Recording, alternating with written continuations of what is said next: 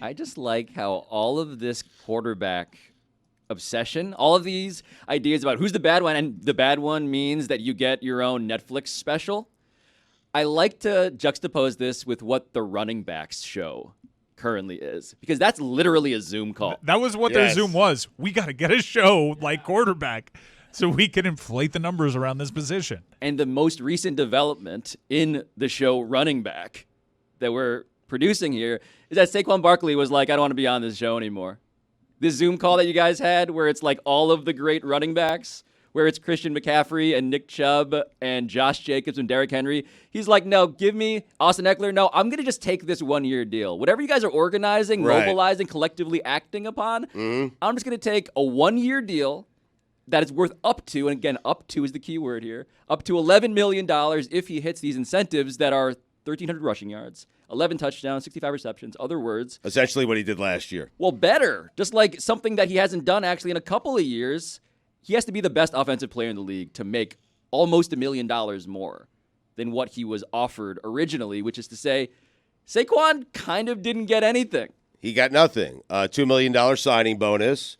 And here's the thing. They give him the ball 300-plus times, and his value goes down. He might hit those numbers, but his value goes down. That's the problem with the running back position. Christian McCaffrey, by the way, has no business being on that Zoom call. He's the one running back that's been paid.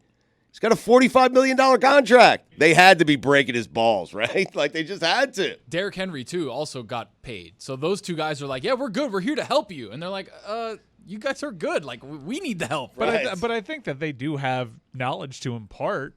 And I'm bummed that I missed the running back discourse by a week because I was covering MLS All-Star or just drinking with friends, whatever. What did you cover? I covered a lot of Miller Lights. Spread? Yeah, and goalie wars, which legalized goalie wars. Goalie wars are awesome. But I think it's incumbent upon the union, and every time that they have a lockout, that position should be front of mind because they're the ones taking a huge pounding. They're the ones with shorter career lifespans. They're the ones with their replacements being drafted every year in the 5th round.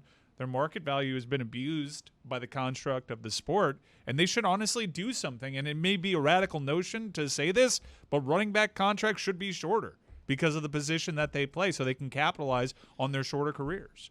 Also, can they just not franchise tag Saquon again next year? Yeah, that's the thing that was not included in this deal was the ability to the right to not get franchised again. But Mike, the idea of how do you fix this? It leads us to running backs should form a union inside of their own union, which is to say that I don't think there's a way to fix it. I just don't think that the interests of this population are going to democratically convince the interests of every other subgroup, all of whom also feel in some way, maybe outside of quarterback, that they're also not getting the greatest deal in professional sports when it comes to job security. So they're going to sacrifice some of their leverage to get the running backs some help. It's going to take somebody to be decent in free market capitalism, and I don't think that's what's going to happen.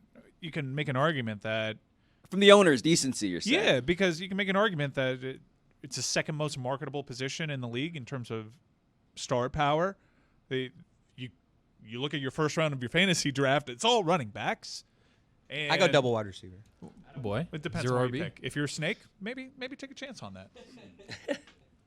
But for me, I part of the issue here is simply that what is happening to running backs is happening to all of the people in the industries we've just spent a show describing, right?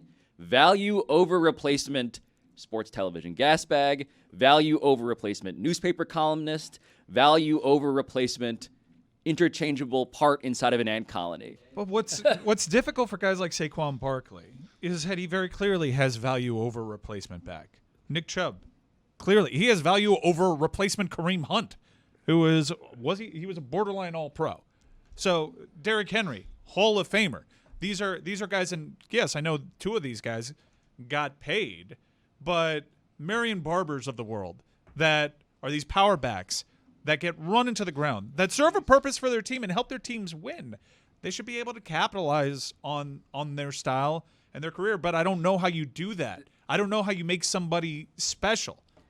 I believe that value is the key word here because you're right in terms of performance. They are valuable. Josh Jacobs led the NFL in rushing, led them in total yards from scrimmage. Everybody. You can't be more valuable to your team than Austin Eckler has been to the Chargers over the last 3 years. He's had like 18 touchdowns a season the last 3 years. But the nuance around the word value is that it's an economic proposition. It's what would you pay the guy who replaced him if you had to get rid of him?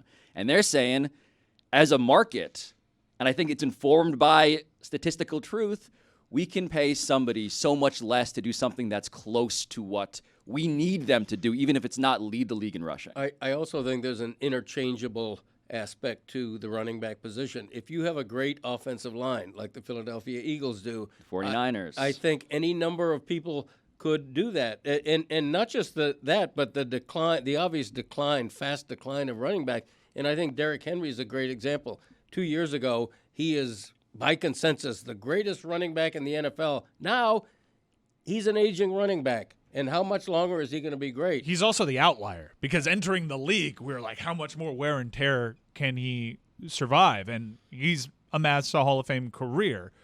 He's without precedent. Someone at that size with that speed and that mileage on him.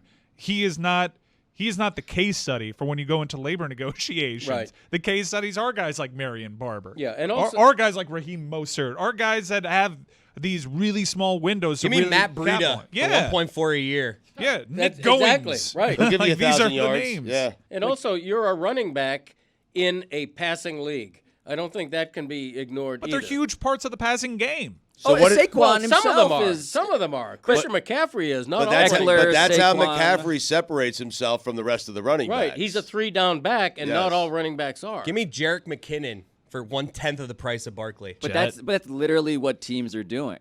You know, Saquon Barkley himself is a discount. Certainly the 49ers being astride the NFL with a rushing attack that relies on interchangeable parts is proving the point. Not every team is a Kansas City Chiefs for obvious reasons. They arguably have the greatest tight end ever, arguably the greatest quarterback ever. But look at the running backs that they've had since they decided to get away from the Jamal Charles and Kareem Hunts Yes, of the the Super world. Bowl winners. Look who they've started at running back. Damian Williams. Give me Zach Moss. No, but the real Pacheco. problem, That guy sucks. and Greg identified He sucks. it, is if you have a good offensive line, the Eagles got rid of Miles Sanders. He was Right. a big part of their offense. They brought in Swift. They brought in someone else. But even last year, I think Gainwell had to start a game in the playoffs at 100-plus yards. Yeah. Yes. Right. When they traded McCaffrey from the Panthers, I think it was Foreman who stepped in and had 4 consecutive 100-yard games. They're interchangeable. Well, the reality is that I find myself making appeals based on the stuff that you make appeals on. When it comes to sports media and Hollywood, you make appeals based on art. It's fucking cool to see Saquon Barkley be the best player on the Giants. It's cool to watch Josh Jacobs do all that, Christian McCaffrey do, but that is not the same as value. We're That is holding art. We're holding how interchangeable they are against them because someone just coming in and replacing the productivity of Christian McCaffrey, if this were the quarterback position, the backup quarterback would be getting a mega deal, would be establishing a new mark for quarterbacks within his sport. So it's unfair that we just say that they're interchangeable. Quarterbacks aren't interchangeable because they can't be. Yes. It's Right, running backs have a special skill. If you look at the numbers, the metrics that they put up when they get tested, there's a reason why they're interchangeable. They're specimens. They're incredible at what they do, but they just can't do it at that rate that long. Give me Chuba Hubbard. He stinks. He'll have he does 1,200 suck. He yards. I guarantee you.